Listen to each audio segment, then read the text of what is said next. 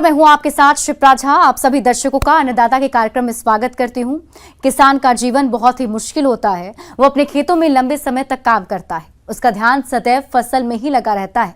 वे अपनी कड़ी मेहनत की ताकत पर अपना जीवन व्यतीत करते हैं और ऐसे ही किसानों की प्रगति के लिए हम खेती बाड़ी से जुड़ी हुई बहुत सी नई लाभकारी जानकारियां हर रोज सुबह लेकर आते हैं। तो चलिए कार्यक्रम शुरू करने से पहले देखते हैं क्या है आज के अन्नदाता में। बदलते मौसम में दुधारू पशुओं की देखरेख और प्रबंधन। बरबट्टी की फसल में इस समय किए जाने वाले जरूरी कार्य।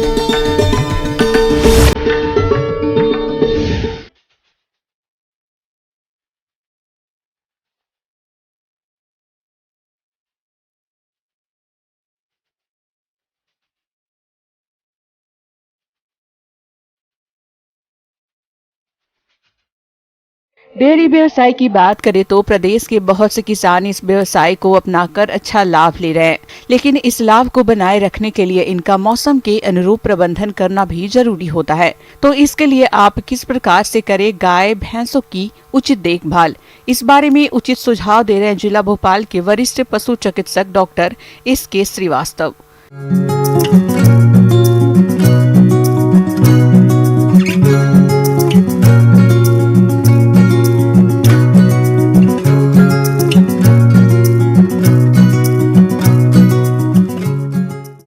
आज मैं आपको बताऊंगा कि पशुपालन और ख़ासतौर से डेयरी पालन में जो इस बदलते मौसम में जो व्यवस्थाएं हैं, कभी गर्मी है कभी बरसात है, तो इस दौरान हम किस तरह से व्यवस्थाएं करें। अभी देख रहे हैं कि वर्षा ऋतु जाने को है और शीत ऋतु आने में थोड़ा समय है, तो हमारे पशु इस मौसम को एडजस्ट करने में अपने तापमान के हिसाब से काफ़ी स्ट्रगल करते हैं। तो इस समय हमको ख़ासतौर से विशेष सावधानियां रखनी पड़ती हैं कि उसमें जो पशु है उसका आवास प्रबंधन अच्छा हो। आवास प्रबंधन में हम देखें तो सर्वप्रथम तो हमको जब शुरुआत करते हैं डेयरी व्यवसाय, तभी हमको इस तरह का वहाँ पर आवास व्यवस्था करनी चाहिए कि हवादार हो, उनको वेंटिलेशन का समुचित प्रबंधन होना चाहिए। साथ में आपका जो शेड है वो उथली जगह पे हो जहाँ पर पानी ना रुके। ढाल जो फर्श है उसकी ढाल इतनी अच्छी हो कि आराम से जो उसका मूत्र है या जो वॉशिंग है उसका पानी आराम से निकल करके बाहर शेड के बाहर समुचित जगह पे उसका निष्पादन हो पाए।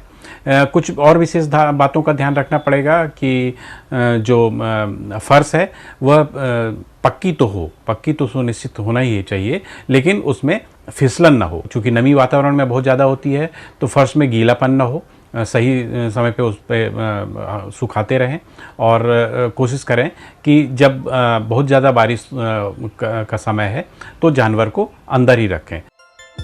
किसान भाइयों, दुधारू पशुओं से अधिक दुग्ध उत्पादन मिले, इसके लिए पशुओं के आहार प्रबंधन पर विशेष ध्यान देने की आवश्यकता होती है।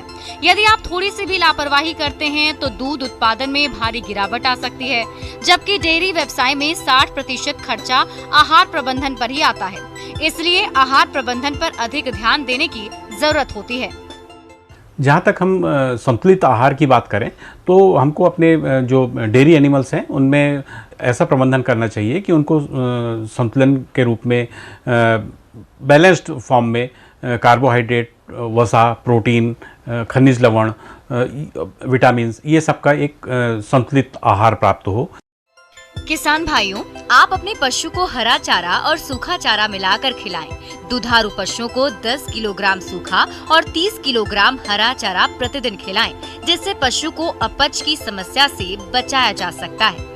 हरे चारे के साथ संतुलित आहार नियमित रूप से कम 1 दिन में 3 बार दिया जाना चाहिए। किसान भाइयों, 2.5 लीटर दूध देने वाली भैंस को 1 किलो आहार देते हैं। 3 लीटर दूध देने वाली गाय को भी 1 किलो आहार देते हैं। जीवन निर्वाह हेतु गाय को 1.5 किलो व भैंस को 2 किलो दाना मिश्रण अतिरिक्त प्रतिदिन देना चाहिए। इसके साथ ही गर्भित पशु को 1 किलो दाना और 50 ग्राम कैल्शियम अतिरिक्त रोजाना देते हैं। इससे पशुओं को सर्दी से बचाव में बहुत अधिक मदद मिलती है।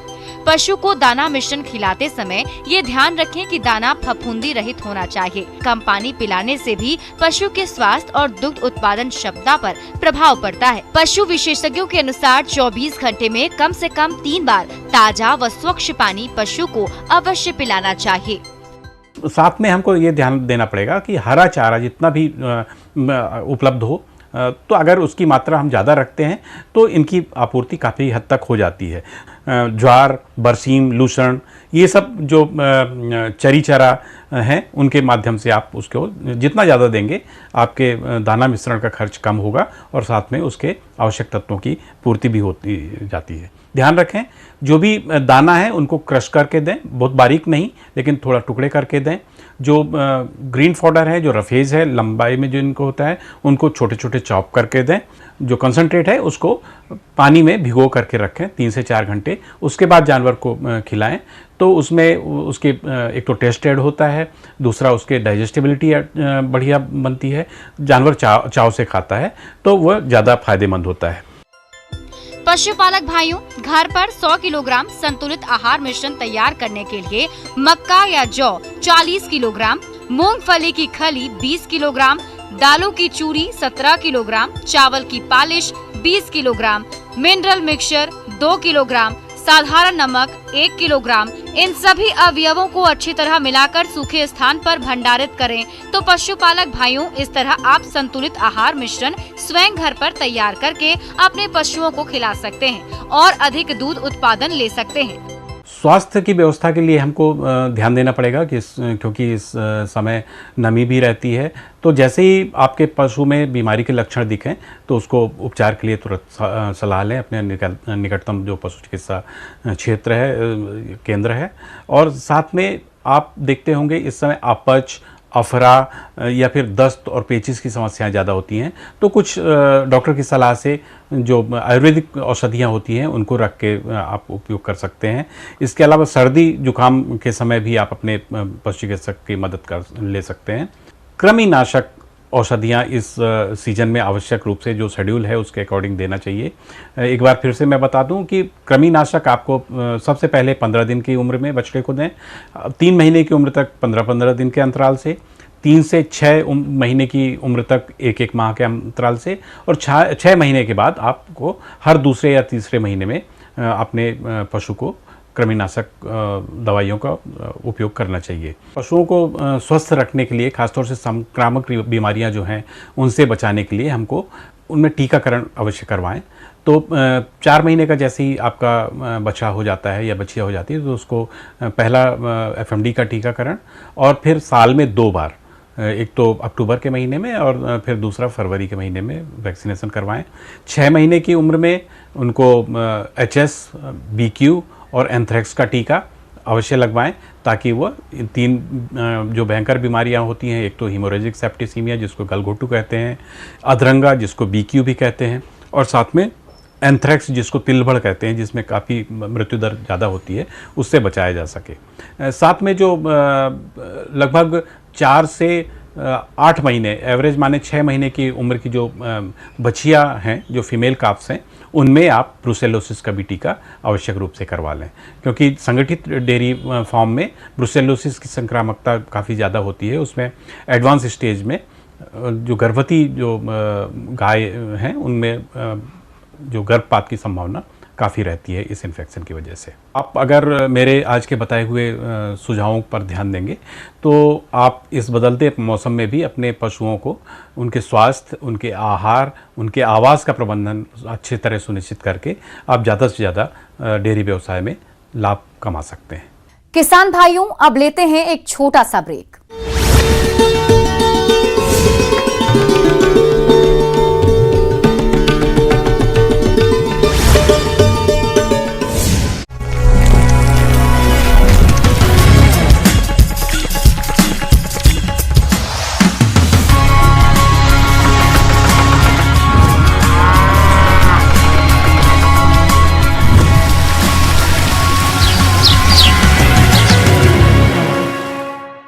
ब्रेक के बाद आप सभी दर्शकों का अन्नदाता में स्वागत है।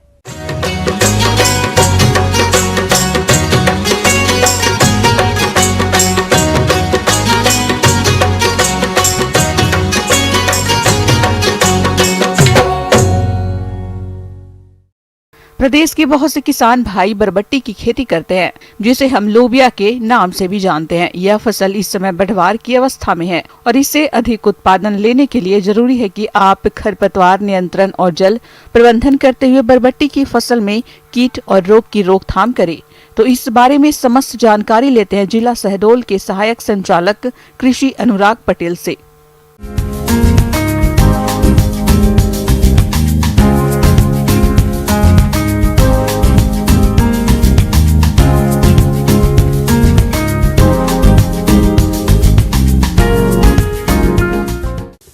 किसान भाइयों, आपके खेत में इसमें लोबिया की फसल लगी हुई होगी। मुख्य रूप से इसमें फसल बढ़ रही होगी। तो ये फसल मुख्य रूप से आप दो पर्पज़ से, दो उद्देश्यों से लगाते हैं। एक तो सब्जी के हिसाब से, उसकी बरबटी को बेचकर सब्जी उसकी खाते हैं हम, और दूसरे दाल के लिए इसका उपयोग करते हैं। अब बात आती है इसमें खरपतवार निदा नियंत्रण की। आप अगर लाइन से इसको लगाए हुए हैं तो आपने देखा होगा कि यार किसी खेत में खरपतवार बहुत ज़्यादा संख्या में हो। सामान्यतः खरपतवारों की बढ़वार भी बहुत तेज़ होती है, तो खरपतवार जो है फसलों को दबा देते हैं। वो उसमें प्रकाश नहीं आने पाता है, उसमें हवा नहीं आने पाती है, नमी चूस लेते हैं ज़मीन से, पोषक तत्व चूस लेते हैं ज़मीन से। इसके अलावा कीट और व्याधियाँ भी उनके कारण बहुत ज़्यादा आती है। वो कीट एवं व्याधियों को आश्रय देते हैं और वहीं से कीट और व्याधि जो है फसलों पर चली जाती है, इसलिए फसलों को कभी कभी बहुत ज़्यादा नुकसान हो जाता है। तो लाइन से है तो मेड़ नाली पद्धति में है तो उसको आप निदाई कर लें, उसमें डोरा चला लें, उसमें हैंड हो चला लें, इस टाइप से उसकी निदाई कर सकते हैं। और यदि लाइन से नहीं है तो मैनुअल एक एक खरपतवार निकाल कर उस खरपतवार को उसमें से खेत को साफ करें। हमारे जिन किसान भाइयों ने बरबटी की खेती की है, उनकी फसल अभी बढ़वार की अवस्था पर है और इस फसल से आगे चलकर अच्छा उत्पादन मिले, इसके लिए अधिक बारिश के पानी से तो फसल को बचाना ही है। साथ ही साथ जिन क्षेत्रों में वर्षा का अंतराल अधिक हो गया है, वहां पर खेत में उचित नमी बनाए रखने की व्यवस्था करें। अभी बारिश का सीजन है, बारिश कभी तेज हो जाती है, कहीं कहीं बाढ़ भी की स्थिति दिख रही है, कभी हो सकता है कि सूखा की स्थिति आ जाए। तो जल प्रबंधन बहुत ज़रूरी है। जल प्रबंधन से हमारा तात्पर्य है कि जल ज़्यादा भी नहीं होना चाहिए, कम भी नहीं होना चाहिए। नमी खेत में समुचित नमी बनी रहनी चाहिए। यदि ज़्यादा जल है तो उसको जल निकास की व्यवस्था की जानी चाहिए। नाली जो है, आप नाली को देख लें, नाली का मेड़ वगैरह खुला होना चाहिए ताकि पानी बरसे, पानी निकल जाए। यदि कहीं जल जमाव की स्थिति है तो उसको निकासी की व्यवस्था करनी चाहिए। इसके अलावा यदि सूखे की स्थिति निर्मित हो रही है, ज़्यादा लंबा पानी नहीं बरसा है, तो हल्की सिंचाई की व्यवस्था की जानी चाहिए। अगर आप सिंचाई कर देते हैं क्रांतिक अवस्थाओं पर, खासकर फलियां बनने की अवस्था पर, तो आपको अच्छी खासी फलियां मिल जाएंगी और इससे आपकी फसल भी बच जाएगी। किसान भाइयों, बरबट्टी की फसल में फली छेदक इल्ली का प्रकोप होता है। ये कीट पहले पत्तियों को खाकर नुकसान पहुंचाती है और उसके बाद फली आने पर ये कीट फलियों में छेद करके उनको खाता है, जिससे फलियों की गुणवत्ता खराब हो जाती है। तो आप इस कीट की शुरुआती अवस्था पर जैविक नियंत्रण के लिए नीम तेल की 5 मिलीलीटर मात्रा को प्रति लीटर पानी में घोलकर छिड़काव करें और प्रकोप आर्थिक क्षति स्तर पर अधिक हो तो क्यूनॉल फॉस दवा की 1 मिलीलीटर मात्रा का प्रति लीटर पानी के हिसाब से घोल बनाकर छिड़काव करने पर इस कीट का नियंत्रण आसानी से हो जाता है। इसके अलावा बरबटी की फसल में लगने वाले पीला मोजेक रोग का नियंत्रण कैसे करें, आइए जानते हैं। किसान भाइयों, बरबटी की खेती के लिए इसके बाद बात आती है फसल सुरक्षा की। बरबटी की खेत में आप देखेंगे कि पीले पत्ते हो जाते हैं, जिसको पीला मोज़ैक, पीला सिरा मोज़ैक बीमारी कहते हैं। ये एक विषाणु जनित रोग है। अगर आप लगातार खेत का निरीक्षण कर रहे हैं, कहीं भी पीला मोज़ैक टाइप के लक्षण दिख रहे हैं, सिराएं उसकी पीली हो रही हैं, तो उस पेड़ को जड़ से उखाड़ लेना चाहिए। जड़ से उखाड़ कर गड्ढा खोद के और ज़मीन में उसको गाड़ देना चाहिए। ये क्रिया हमें 7, 8, 10 दिन लगातार वॉच करना चाहिए, क्योंकि ये मोज़ैक किसी पेड़ में आ रहा होगा, किसी में अभी इसका इन्फेक्शन हुआ होगा। तो कुछ ही पौधे रहते हैं जिससे ये बीमारी पूरे खेत में फैल जाती है। तो जो पौधे ग्रसित हैं इस रोग से, उन पौधों को उखाड़ कर नष्ट कर देना एक इसका बहुत बड़ा उपचार है। इसके अलावा हम देखें अगर उस खेत में कोई सफ़ेद मक्खी सामान्यतः ये पत्तियों के नीचे बैठी होती हैं।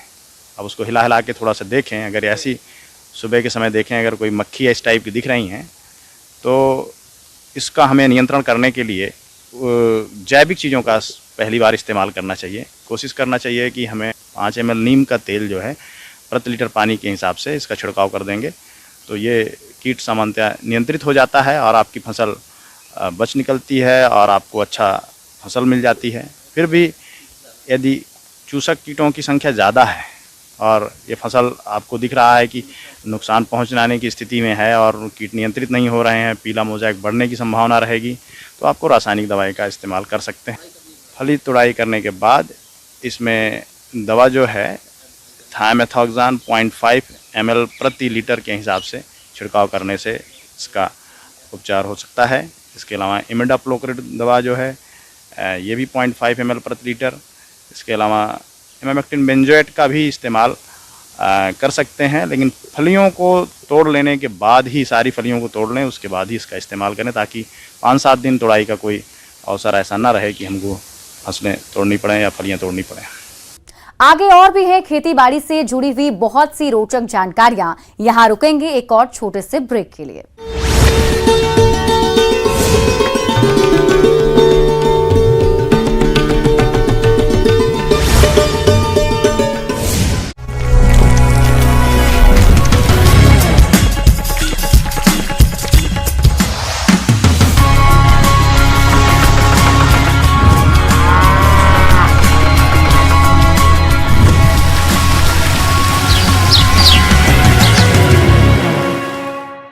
ब्रेक के बाद एक बार फिर से आप सभी दर्शकों का अन्नदाता के खास कार्यक्रम में स्वागत है।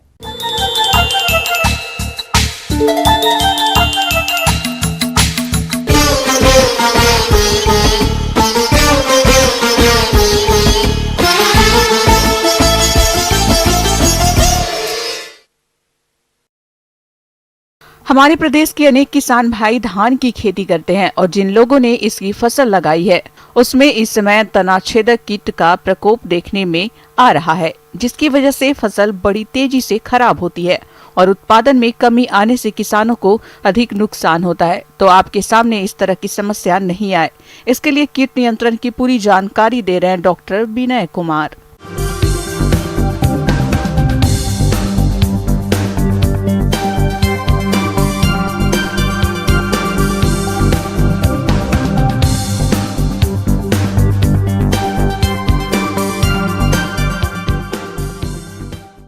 हाँ किसान भाइयों, वो आज के समय में अब रोपनी सबकी ख़त्म हो गई है। एक कीड़ा जो धान पे लगता है तना छेदक, वो बहुत ही दुष्ट कीड़ा है जो 20 से 80% तक आपका क्षति पहुंचाता है। इसमें जो तना छेदक है प्रमुखतः 6 तरह की भारतवर्ष में पाई जाती हैं, जिनमें से एक जो है प्रमुख है और वो आपको पौधशाला से लेकर खेत तक ये दिक्कत करता है। किसान भाइयों, क्या है कि अगर खेत पे तना छेदक का प्रकोप हुआ है, वही यदि बात करें तना छेदक के लक्षण के, तना छेदक पौधे में लग जाता है, वह तना को अंदर से खाता रहता है। उसके बाद तना सूखा हुआ दिखाई पड़ता है। फिर कुछ दिन बाद पौधा लाल कलर का हो जाएगा और उसके बाद पूरा सूख जाता है। तो इस प्रकार से हम तना छेदक कीट को पहचान सकते हैं। तो इसका शिशु जो है वो कोमल पत्तियों को पहले खुरच कर खाता है। उसके बाद क्या करेगा कि वो तना में गांठ के पास वो छेद करके घुस जाएगा और तने को छेद कर देगा, जिसका नतीजा ये होता है उसकी जो सबसे ऊपर वाली पत्ती होती है वो सफ़ेद हो जाती है धीरे धीरे, और अगर उसको आप हाथ से पकड़ के खींचेंगे तो वो टूट के निकल जाएगी, आपके हाथ पे आ जाएगी। ये तो हुआ जब वनस्पतिक विकास हो रहा है, उस समय तना छेदक का जो प्रकोप होता है। फिर आते हैं हम, अगर थोड़ा सा और आगे जाते हैं तो बाली आने के समय में अगर इसका प्रकोप होने लगता है तो क्या होता है कि अगर दाने बनने शुरू हुए हैं तो दाने नहीं भरते हैं। उससे क्या होता है कि जो दाना होता है वो खखरी रह जाता है।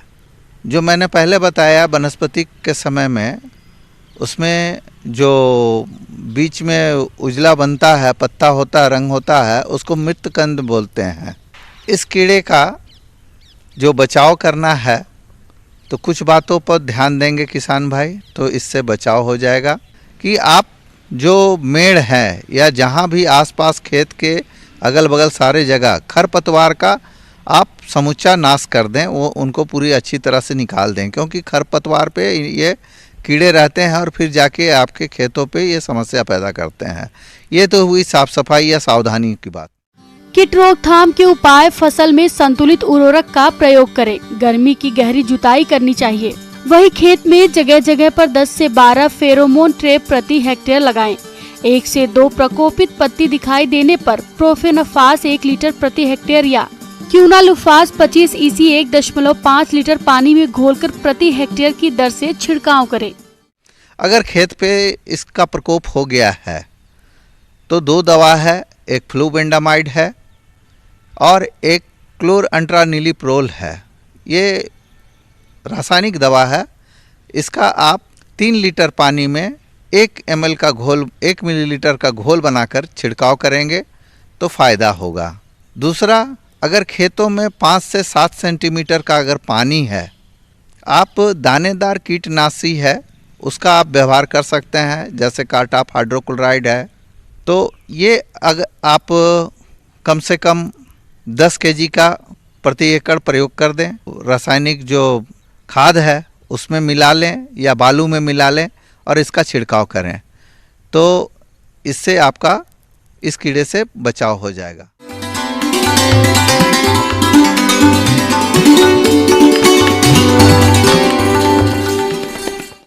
और आइए अब जानते हैं अन्नदाता निःशुल्क फोन के माध्यम से पूछे गए समस्याओं का समाधान। अन्नदाता निःशुल्क फोन संपर्क सेवा के माध्यम से पूछे गए प्रश्नों में से आज हमने जिस प्रश्न को कार्यक्रम में शामिल किया है उसे पूछा है ग्राम मिलावल, जिला कटनी के कृषक गणेश वर्मा ने। ये अदरक की फसल में किए जाने वाले जरूरी कार्यों के बारे में जानकारी चाहते हैं। तो गणेश वर्मा जी, आपकी जानकारी के लिए प्रस्तुत है कार्यक्रम का ये अंश।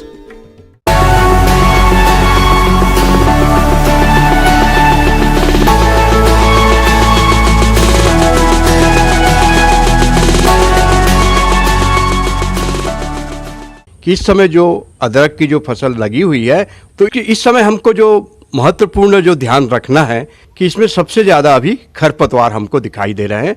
और खरपतवार यदि है तो जैसी हमारी बतर कंडीशन मिलती है हमारी खेत की, तो हमको खरपतवार का नियंत्रण करना बहुत आवश्यक है। तो खरपतवार नियंत्रण के लिए हम अपनी जो भौतिक विधियां हैं उसका हम प्रयोग कर सकते हैं। इसमें हम खुरपी से या कुदाली से या गैती से हम जो है कचड़े को, अपने खरपतवार को निकाल दें, खरपतवार का नियंत्रण कर लें। और नियंत्रण करने के बाद हल्की मिट्टी उसमें ज़रूर चढ़ा दें, जिससे उसकी आगे की बढ़वार प्रभावित नहीं होगी।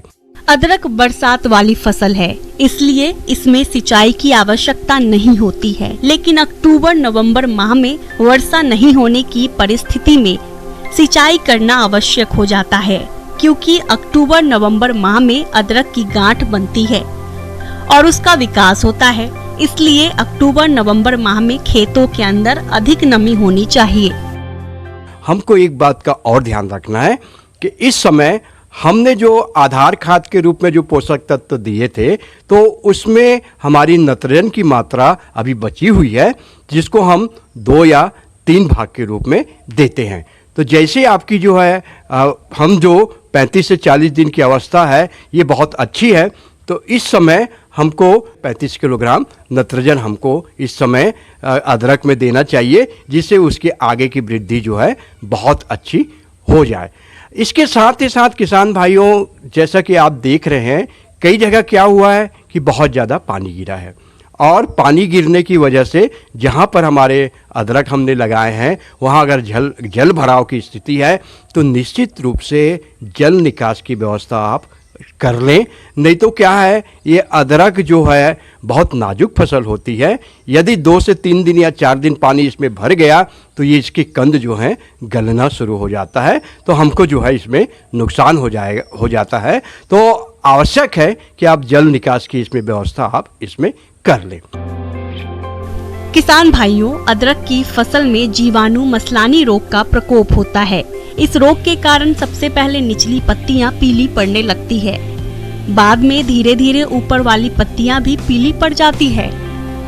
प्रकंद को दबाने पर उसमें से दूध जैसा पदार्थ निकलने लगता है और अंत में प्रकंद गल जाता है। इस रोग के प्रबंधन के लिए बुआई से पहले प्रकंदों को 30 मिनट तक स्ट्रेप्टोसाइक्लिन के 200 ppm के घोल में उच्चारित करके छायादार जगह में सुखाकर उपयोग करना चाहिए। खड़ी फसल में रोग से बचाव के लिए 1% बोड्रो मिश्रण या 0.2% कॉपर ऑक्सीक्लोराइड का बेड़ों पर छिड़काव करना चाहिए। कि इस समय तापमान बढ़ रहा है और पौधे की बढ़वार अच्छी हो रही है, तो एक कीड़ा जो है ये बहुत परेशान करता है, जिसको हम तना बेधक के रूप में जानते हैं।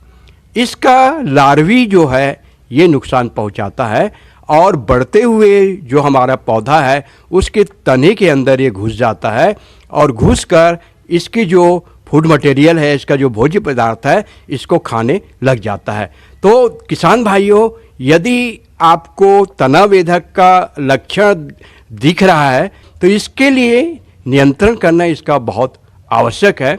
तो जहाँ जहाँ इस तरह से हमको सूखे हुए पौधे दिख रहे हैं तो पहले छिड़काव हमको वहाँ पर करना चाहिए, जिसमें डाइम्यूथेट नाम की जो कीटनाशक दवा है उसका 1 मिलीलीटर को 1 लीटर पानी के मान से हम घोल बनाकर छिड़काव कर देते हैं तो निश्चित रूप से आगे हमारी अदरक की फसल बहुत अच्छी बढ़वार होगी। किसान भाइयों, कृषि संबंधित समस्या और सुझाव के लिए आप हमें इस पते पर संपर्क कर सकते हैं।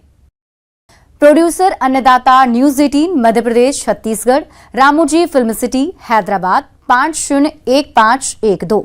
साथ ही आप हमें ईमेल भी कर सकते हैं। हमारा ईमेल है p18annadatamp@nw18.com। इसके अतिरिक्त आप हमें निःशुल्क हेल्पलाइन नंबर 1800889216 पर सोमवार से शनिवार सुबह 10 बजे से शाम 4 बजे के बीच संपर्क कर सकते हैं। अब समय हो रहा है आपसे विदा लेने का। कल इसी वक्त फिर से होगी आपसे मुलाकात। नमस्कार।